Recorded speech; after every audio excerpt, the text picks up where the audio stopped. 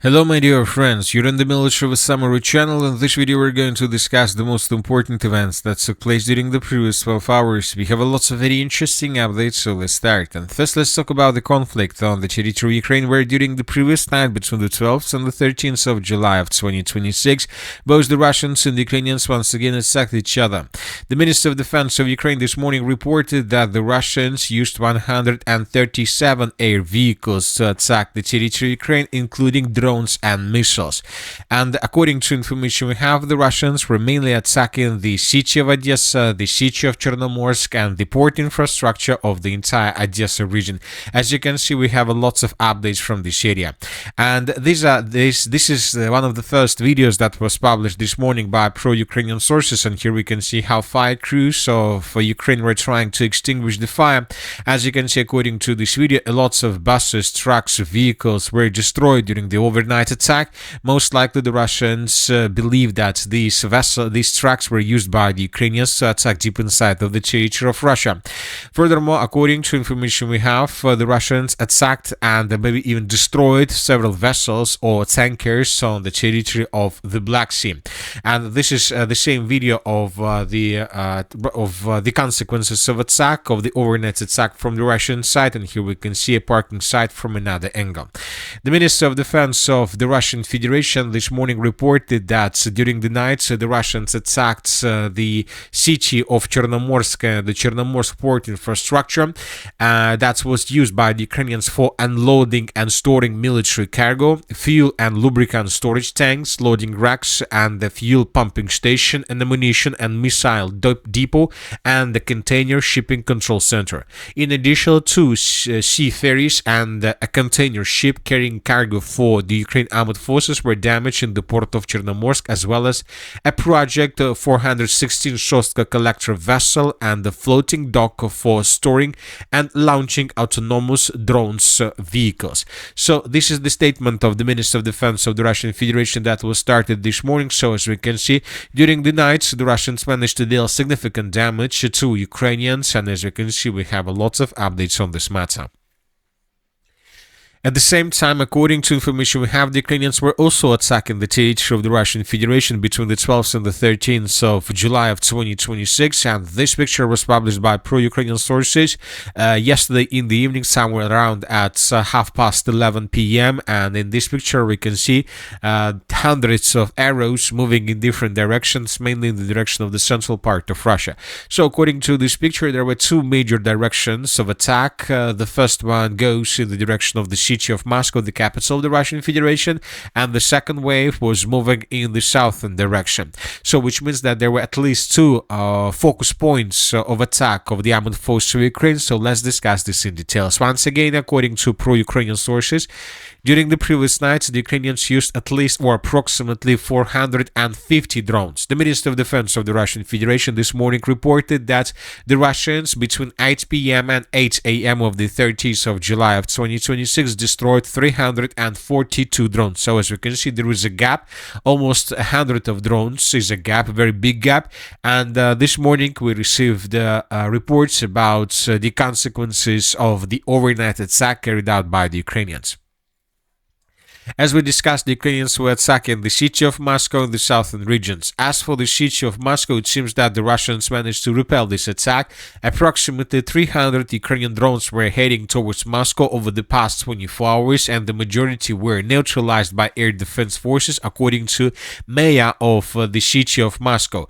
And during the previous 12 hours, we received lots of videos where we can see how Ukrainian drones were flying in the direction of the capital of the Russian Federation, and how the Russians were intercepting them. But it seems that as a result of these attacks, several drones fell down on the surface, several drones fell down in the area of residential areas of the Moscow region, and as a result of this situation, we see that a fire broke out right after parts of drones fell down in the area of the settlement by the name of Solnechnogorsk. And in this video we can see the consequences of the fire of the overnight battle battle between Ukrainian drones and the Russian air defense forces. As we can see, several buildings and constructions were badly damaged or even destroyed. But summarizing everything, we see that the Russians seems to be managed to repel this attack and to intercept every single drone that was launched by the Ukrainians.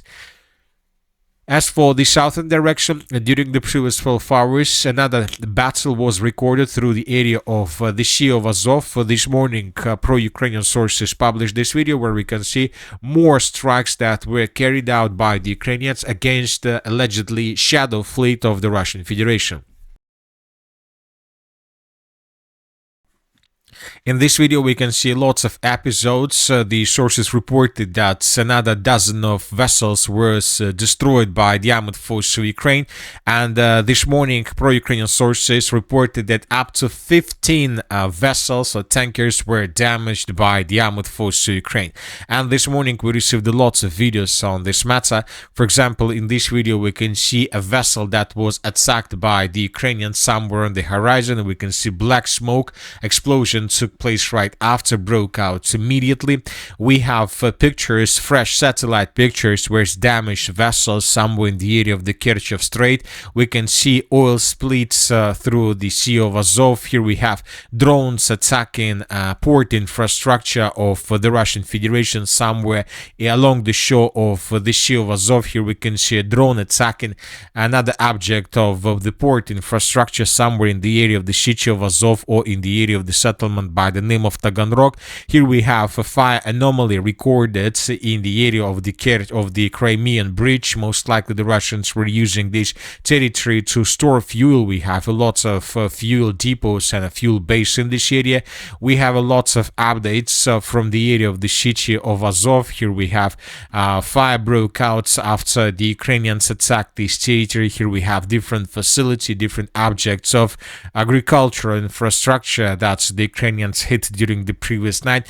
So we see that the Black Sea and the Azov Sea war escalates or battle escalates. We see that the Ukrainians started this battle on the 6th of July of 2026. Somewhere around at 9th or 10th of July, the Russians began pummeling the city of Odessa and the Odessa infrastructure.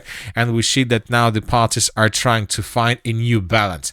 But most likely, and as we discussed during the previous videos, the Ukrainians went all in, and most likely, despite the losses and the damages the Ukrainians suffer and will suffer, they will not stop until at least the end of the parliament elections on the territory of the Russian Federation.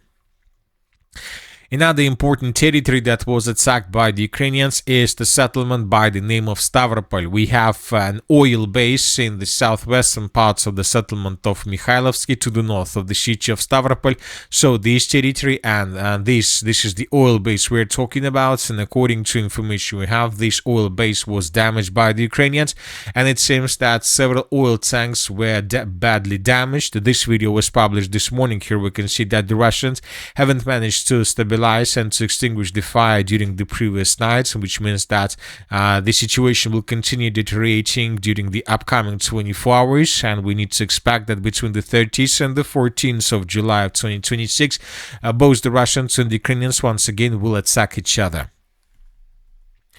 Now let's talk about the conflict itself, about the situation on the ground. We have lots of very interesting details. Today, pro-Russian and pro-Ukrainian sources reported that probably for the first time since the beginning of the conflict, a Russian FPV drone attacked the Dnipropetrovsk-Kryvyi Rih highway for the first time, approximately 75 kilometers from the front line. So there is a road N11 which connects the cities of Kryvyi Rih and Dnipro.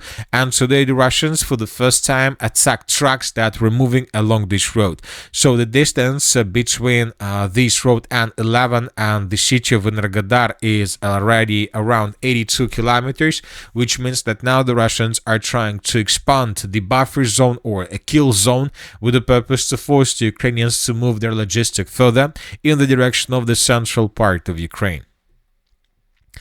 Now let's move further and let's discuss the situation in the Sumy region. During the previous night, the group of forces north published another update on the matter about the situation on the ground, and for the second day in a row they reported that the clashes began for the village by the name of Mala Slobodovka, and based on the report that was published by the group of forces north, we have adjusted the map. So this is the end of the 12th of July and this is the beginning of the 13th of July of 2026.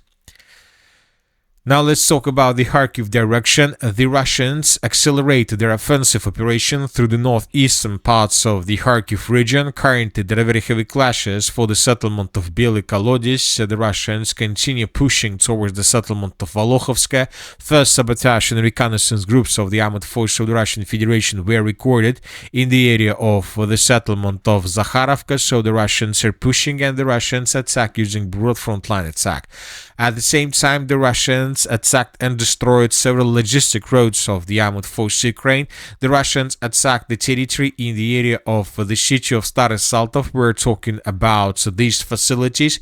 As of the morning of the 13th of July of 2026, we have a satellite picture with a fire anomaly, which means that the Russians damaged this facility badly. Furthermore, the Russians destroyed a gas station in the area of the settlement of Volokov Yar, and in this video we can see the consequence of attack. As you can see, the gas station was completely destroyed. This is a very important gas station that connects basically the cities of Kharkiv and Izum and further in the southeastern direction towards the city of Slavyansk. So now we see that the Russians are trying to neutralize this MO3 logistic line with the purpose to destroy the logistics of the Slavyansk-Konstantinovka agglomeration, where the Russians continue their offensive operation. Now let's talk about the Slavyansk-Konstantinovka territory. During the previous 12 hours, additional changes on the ground were recorded. Today we received another video of the city of Slavyansk. Here we have a gas station through the eastern parts of the city that was completely wiped out by Russians as a result of attack. So another gas station was destroyed, and we are talking about this territory. Furthermore, the Russians intensified their attacks and strikes on the territory of the city of Nikolayevka, where the Ukrainians right now are trying to concentrate or to collect a critical mass with the purpose not to allow the Russians to breach the eastern Slavyansk defense line. Furthermore, according to information we have, the Russians managed to improve their positions to the west of the settlement of Malinovka, and these are the changes on the ground. If you remember, several days ago we received a report that first sabotage and reconnaissance groups of the armed forces of the Russian Federation were recorded around the settlement of Vasylivka Pustosh, and today we received partial confirmation of this information. So these are the changes. The Russians continue advancing, and currently the distance between possible edge positions of the armed forces of the Russian Federation and the Kramatorsk agglomeration is already less than 7 kilometers, more precisely 6 kilometers and 540 meters. I would like to remind you that these days we have big changes on the ground through the eastern Kramatorsk direction. For example, this is the end of the 10th of July, this is the end of the 11th of July. The Russians improved their positions in this area, and this is the beginning of the 13th of July. The Russians continue advancing, and it seems that the Russians are going to continue offensive operation further from the area of the Seversky Donetsk-Donbass Canal towards the settlement of Kramatorsk from behind. It seems that the Russians are tasked to shorten the distances and probably even, if it possible, to cut the Slavyansk-Drushkovka agglomeration into two smaller pieces. The city of Konstantinovka, the Ukrainians during the previous 12 hours published this video where we can see dozens of strikes and dozens of explosions through the city of Konstantinovka, where the Ukrainians were trying to destroy their former positions with the purpose not to allow these buildings, these constructions to be taken and captured by Russians. This is another proof that the city of Konstantinovka is under complete Russian control, and as of the previous 24 hours, the Ukrainians were mainly concentrated on destruction of big buildings, high multi-story buildings, industrial zones, with the purpose not to allow the Russians to take these buildings under the Russian control, with the purpose to concentrate troops before moving further in the direction of the city of Drushkovka. As for the Zaporizhzhia direction, during the previous 12 hours, we received very interesting updates. First of all, according to different sources, according to very reliable pro-Russian sources, the armed forces of the Russian Federation improved their positions through the settlement of Liubytske by taking under control additional 100 meters. The Russians continue advancing along the city of Liubytske with the purpose to cut the main logistic line T0408 between the cities of Orekhov to the north in the direction of the mainland. So the battle for this settlement is ongoing, and this is a very important battle, and a lot of things depends on the results of this battle, because from these positions the Russians would be able to continue advancing further in the western direction, and from these positions the Russians would be able to continue or to begin advancing in the southern direction with the purpose to attack the city and the Orekhov agglomeration from behind. So the battle for the city of Orekhov enters its decisive phase.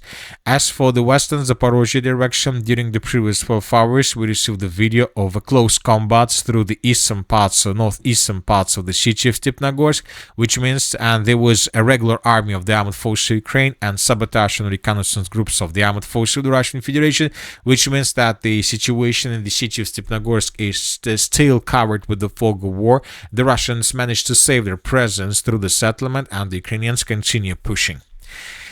And that's it for the short video. The Military with Summary channel reminds to condemn any violence in the world. Thank you for your watching. Subscribe to my channel, put your likes, join my Patreon, and have a good day. Bye bye.